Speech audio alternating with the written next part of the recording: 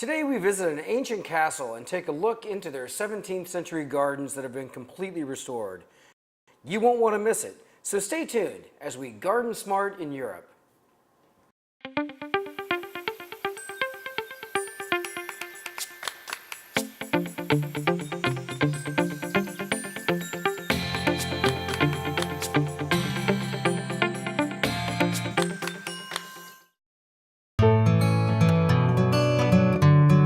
Bring the outdoors into your everyday life. Bass Pro Shops can outfit all your adventures, even those in your backyard. Bass Pro Shops, your adventure starts here. DRAM has been providing gardeners with professional equipment for over 75 years. DRAM products feature 9 water patterns and are designed to nurture your plants with a shower of rain. DRAM for lawn and garden, available at garden centers near you.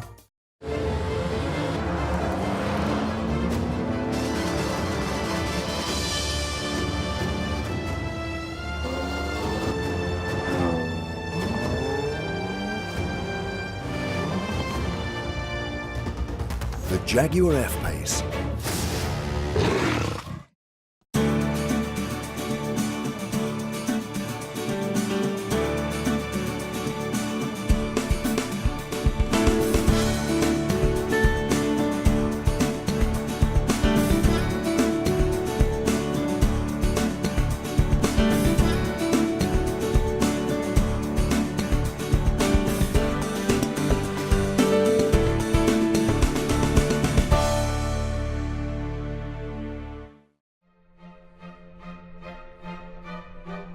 Just 15 minutes from Amsterdam, we'll go back 700 years in time for a taste of real Dutch history, the imposing Castle Muiderslot.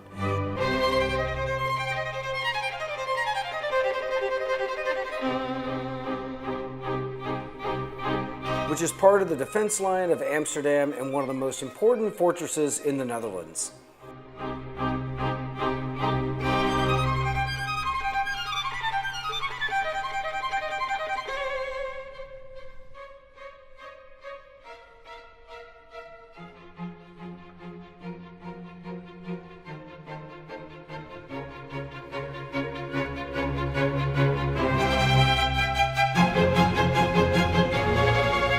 The beautiful herb and vegetable gardens still retain the atmosphere of the Dutch Renaissance.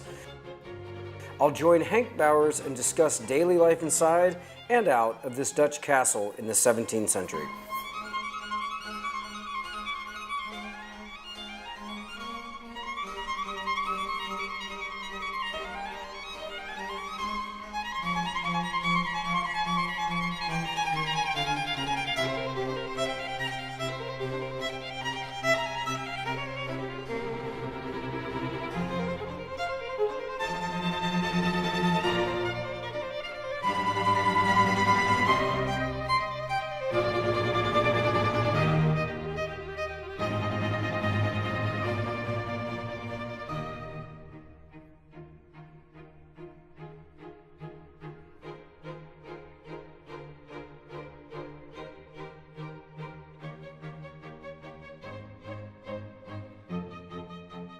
Henk, thank you so much for joining us today. Thank you for being at the Muiderslot Castle and Garden.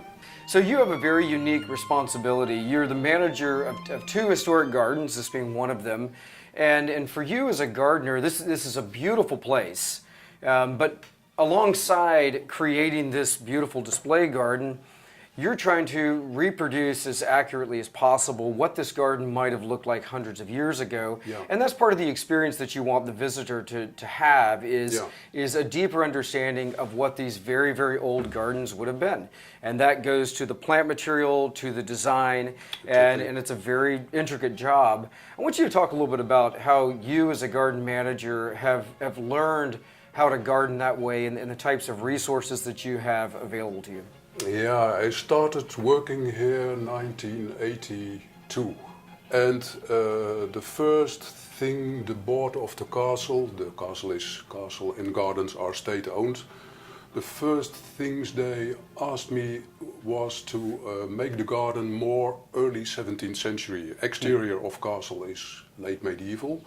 Interior of the castle is early 17th century. And the fortification works and gardens, herb garden and vegetable garden and plum orchard. Plan was to make them as 17th century as possible. One of the most important people living here was P.C. Hooft. He was poet, playwright, but also bailiff, sheriff of this area. He was the son of one of the most important merchants of Amsterdam, and he had to stay here because of his function of sheriff bailiff. And he was the first one we are sure of, who created gardens here. He had his own house, like all the other bailiffs living here. He had his own house at the Keizersgracht in Amsterdam. But Amsterdam was far away, so he had to have a garden here to be able to eat, right. To be able to fill the kitchen. And of course, the farmers around here had enough milk, cheese, etc., etc. But special vegetables like asparagus, for example, he had to grow it himself in his Muiderslot gardens. And when the castle was restored for the second time in the 1950s, it was restored for the first time in the 1880s. So when it was restored for the second time, the decision was made to restore, to make these early 17 gardens again as clear to, as close to the original as possible. These gardens have to be much more simple. Farm gardens, farmhouse right. Gardens are much closer to the Dutch classicist way of designing gardens in this early 17th century period. Yeah, so there's a beautiful formality to these gardens as well. It almost seems a little French inspired, if you will, and but like you said, it's a working garden. So there was the practical component, but then exactly. Also they're visually very beautiful. I'd like you to talk us through some of the resources that you use, because of course there's a whole discipline behind designing these authentic gardens. And what can you tell us about some of the books that you've studied? The most important thing for me was to start with trying to know P.C. Hooft better. Mm-hmm. He left lots of letters inviting people to join his summer parties, his cultural summer parties here at the castle. We even know the name of his gardener, his head gardener, but he didn't left much notes about the garden itself, and he didn't left much about the gardening that was done here. So not only his letters and archives I had to use, but also, for example, this book. It's a gardener's handbook. This one, de Nederlands hovenier van Viant van der Groen. He was the head gardener of the Princess of Orange, early 17th century. Wow. And he was the first one who made a book like this one. Of course, it's a tradition that was already there in Greek-Roman times. But he was the first one who wrote a book about how to garden and how to lay out and how to work with all the things, to plant trees, etc. So archives and gardeners' handbooks are my sources for being able to restore and to maintain this garden. What are some of the more modern resources? I know that there are books that have been published in the last 50 or 100 years that reflect back on these earlier works and also give us an insight into how these gardens are constructed. Also books about the modern gardens, the modern vegetable gardens. We have Potager du Roi near Versailles, Paris. Villandry is also a very inspiring vegetable and herb garden. Thinking about management and working in a modern, restored 17th century garden. Also very important is using heirloom plants. So all right. The plants being grown here in the Muiderslot herb garden, vegetable garden and plum orchard are early 17th century herbs and vegetables. Yeah, and these resources are so important, and what what it is a distillation of hundreds of years of knowledge from different gardeners. And for us as home gardeners, having access to these type of resources and being able to educate ourselves on how these gardens were built, the types of plants. And there's a lot of beautiful information on good garden design and of course good horticulture and agriculture. So these are very important, I think, to the library of any good gardener. The Dutch, the Flemish, the German gardens, and the gardens of the northeastern part of America, of the United States. Right, absolutely. They've all over the years influenced each other, and that is really the story of American gardening today. It's borrowed from the Dutch gardeners, the Italian gardeners, the French gardeners, etc. And so this is a very important look into our past, and it's also instructive as to where we are right now. So well, thank you for sharing all this with us, Hank. Let's go take a look at the castle.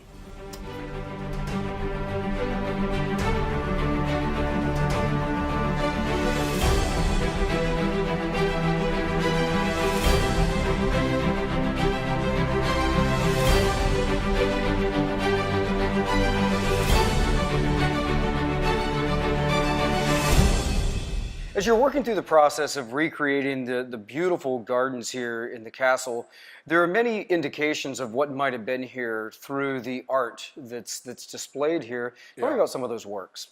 A very important work for me is the work hanging over there, the work of Joachim de Beukelaar, Flemish painter, Spanish influenced, and he painted the fine kitchen. He was living in the Antwerp area of Flanders. He painted the picture around 1560, and you can see the immense wealth of heirloom vegetables.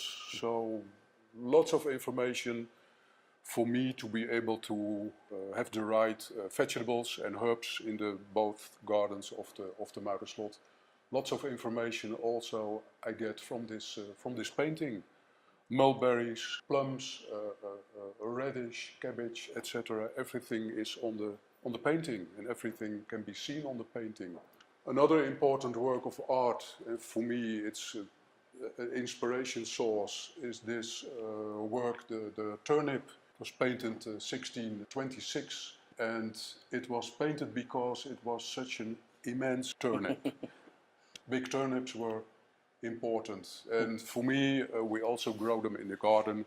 For me also one of my inspiration sources for working, for maintaining the Muiderslot garden. Over there you can see the Muiderslot from the other side of the river Vecht. It's a painting of a fisherman. The little painting was made from the other side of the river, so from the west, looking at the castle from the other side of the river, and you can see the plum orchard of P.C. Hooft. It was painted, we think, around the 1630s. P.C. Hooft lived here and he had his gardens and orchard in between 1609 and 1647. So there's the result of, I think, already 15 years plum orchard north of the castle. So talk to us a little bit about life in the castle. We're here in the kitchen, and it's basically decorated much like it would have been back then. Yeah, this is the fine kitchen. That's the reason so many works of art, so many paintings are here. The kitchen for baking bread, slaughtering animals was downstairs. So big fires were downstairs. This kitchen, this fine kitchen, was here because the small dining room and the big night hall are also on this level. So that's the reason the fine kitchen is here with all the works of art. We find ourselves now in the dining room, and this is a very small, intimate room, probably very easy to heat as it would get very cold in the winters. And it's been beautifully recreated with the antiques that we see here that would have been, of course, appropriate to that time period. Yeah, it's the small dining room of the castle when P.C. Hooft was here during wintertime. The big night hall was very difficult to heat, and they had their dinner, their breakfast here in this small dining hall. Underneath was the wine cellar and beer brewery, so everything was combined. Excellent. And there's a large hall also that they would, sometimes in the summer, they would use that to eat? Yeah, they could use it during summertime when PC Hoofd invited his friends. The big night hall was used for parties, for theater plays, for poems, so they enjoyed summer. Also with the beautiful view of the plum orchard, they used it during summertime. It definitely, all of it gives us a great sense of what it would have been like to live here, and it gives us a great sense of place. It really ties it into what the gardens would have been, and we'd get a feeling for that. Yeah, it's the combination, the museum inside, the museum outside, the gardens and the beautiful interior of the castle.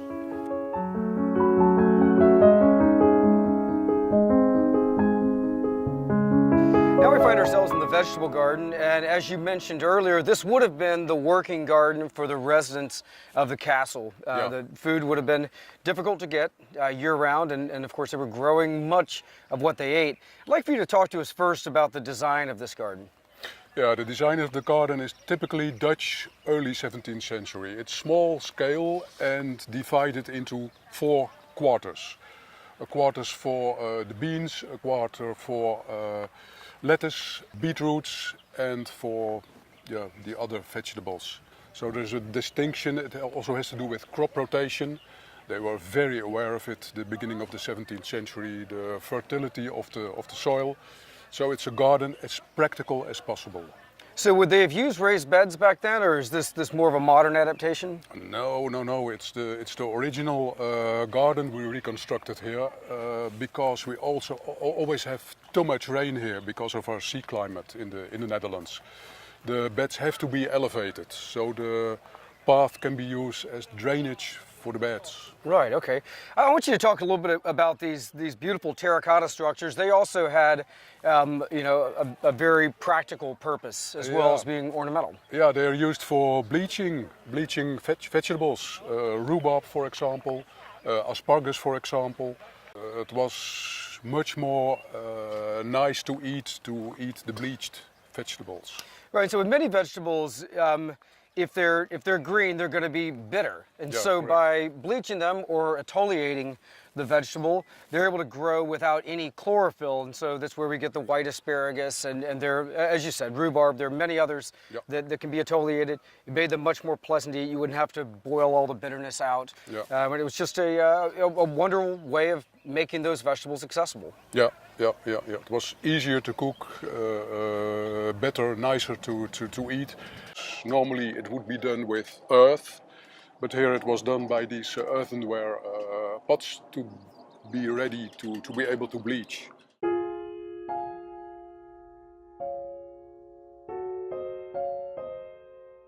As the castle was also used for entertaining guests, there are sections of the garden that were designed just as a place for people to rest and for people just to enjoy nature.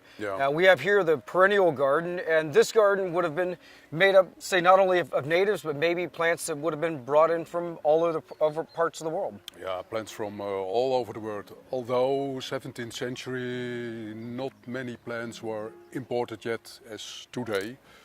So most of the plants were from the North Americas, from the Dutch East Indies, and from Europe.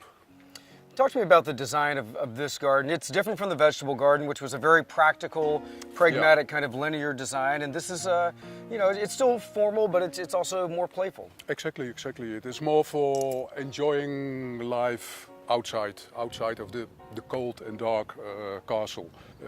Especially with these sunny days, people love to be outside. And from the arbor they could look into the garden, sit under the lime tree, and they could enjoy the flowers. And this garden is divided into plants for health, plants for the kitchen, plants for dyeing, and plants for pleasure.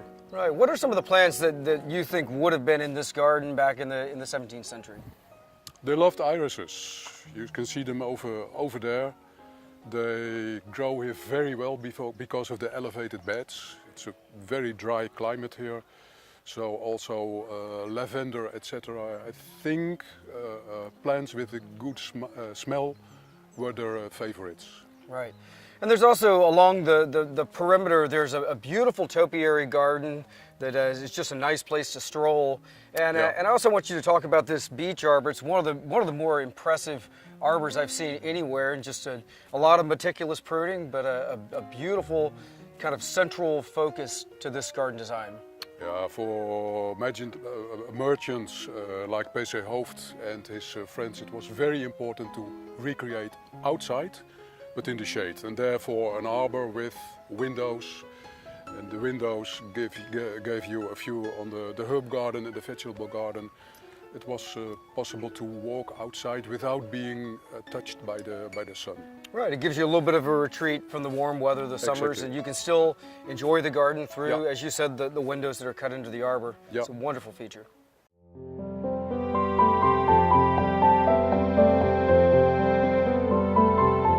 We find ourselves now in the plum orchard, and this, of course, tying back into the vegetable garden, would have been another important place for food production. And of course, if you think about a castle full of people and the amount of food that you would need to grow, an orchard would be a very, very important feature. And of course, the fruit could be eaten fresh, or it could be dried and then saved for year-round consumption. Yeah. Also very important to have sugar from the plums during winter time. Yeah. Right, and this is a feature that was here, of course, as you mentioned earlier, as we saw it represented in one of those very old paintings. Yeah. PC Hoofd has written a lot about his plum orchard, also about the other fruits, but especially about the plum orchard. And a few years ago we could buy a picture painted around 1630 from the other side of the river Vecht. And there you see the castle and the plum trees just coming up behind the dike of the river Vecht. So one thing too that I think is worth pointing out at this location is that we've got the moat for the castle, which of course it served the strategic purpose of keeping people from entering the castle if they didn't want them to. But it also serves as a reservoir of fresh water, which could be used to then water these trees and of course the vegetable and perennial garden. Exactly. Problem here was always River Vecht bringing fresh water, sweet water, and the Zuiderzee having salt water. So it was very important to have your own sweet water source around the castle, because the water in the river could be salt, could be brackish, could be sweet. Right, and that's just on the other side of this berm. We basically have what is a brackish or salty water, which is no good for growing plants. And so the moat served the dual purpose, like I said, of security and a reservoir for the plants. Yeah, exactly. Good. Well, we've learned so much today, Hank. I really appreciate your time, and what an amazing history lesson. Thank you so much for being with us. Thank you for visiting us.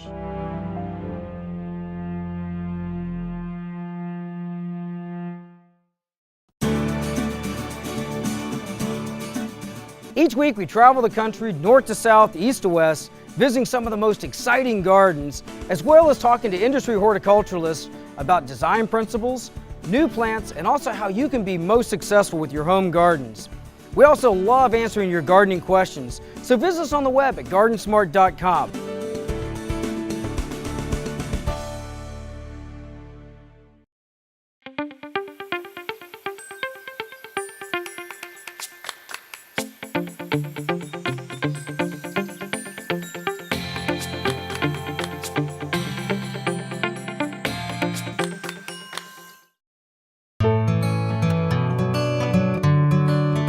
Outdoors into your everyday life.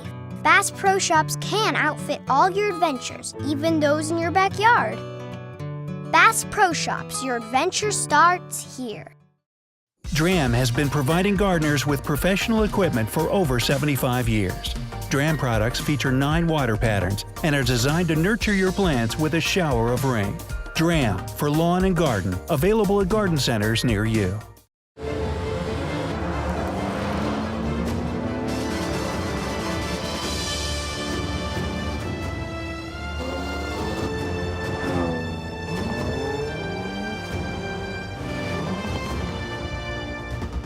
The Jaguar F-Pace. Today we got a behind-the-scenes tour of a 700-year-old castle as well as its amazing gardens, and we learned a lot about the way life was years ago in the Netherlands. If you have questions about anything you've seen today, visit us on the web at GardenSMART.com. You can also find us on Facebook and Instagram. And remember, Even if you're a master gardener, there's always more to learn. So join us next week for more great gardening tips and ideas as we garden smart.